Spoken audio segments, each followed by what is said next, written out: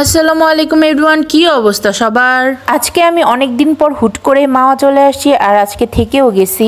রমজানও চলে আসছে আর এই সময়টাতে আমি বাসাতেই থাকতে পছন্দ করি, কোথাও যেতে আমার ভালো লাগে না।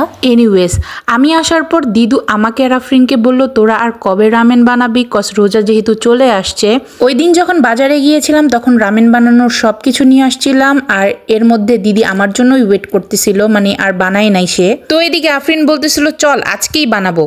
আচ্ছা, রামেন বানানো একদম ইজি, যদিও এটা আমি বৌমনির থেকে শিখেছিলাম আর সে তো একদম পারফেক্টভাবেই বানায়। আর এদিকে হচ্ছে আমি আফরিনকে দেখতেছিলাম, মানে সে একটা ক্যান খোলার জন্য যে কত হুড়স্থুল করতেছে। আচ্ছা, এদিকে না ও বলতেছিল এই ক্যানটা হচ্ছে আমার ধৈর্যের পরীক্ষা নিতেছে, অনব বুঝতে পারছো? আচ্ছা, ইদানিং আমার ব্লগিং এর বিষয়টা না সবাই অনেক অ্যাপ্রিসিয়েট করে আর এই জিনিসটা আমার এত ভালো লাগে। সাকসেসফুল হই বা না হই, অ্যাপ্রিসিয়েট করে ভালো বলে, এটাই আমার ভালো লাগে। আব্বু আম্মু সহ আমার সব কাছের মানুষরা এই জিনিসটাতে এত এফোর্ট দেয় আর এটাই আমার কাছে অনেক বড় বিষয়। ব্লগিং আমার কাছে একটা ভালো লাগা বা ভালোবাসার জিনিস, যেটা আমি কখনোই ছাড়তে চাই না। আচ্ছা, চাঁদনি আপু হচ্ছে তার বাবার বাসায় গেছিল আর এদিকে দিদু কল করে বলছে মেহমান আসছে, আসার সময় ফুচকা নিয়ে আসো। তো এই বেচারি রাস্তা দিয়ে আস্তে আস্তে চিন্তা করছে যে মেহমানটাকে যে কিনা ফুচকা খেতে চাইছে। আচ্ছা, এদিকে সবার বাসার রোজার প্রিপারেশন শেষ আর আমি শুধু ক্লিনিং করেই যাচ্ছি তো করেই যাচ্ছি।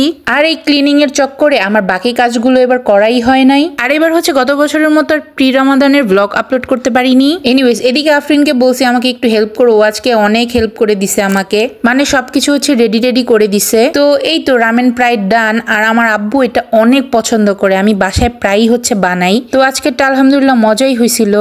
তো এই ছিল আমার আজকের ভিডিও। নেক্সট ভিডিওর জন্য টিল দেন টেক কেয়ার, আল্লাহ হাফেজ।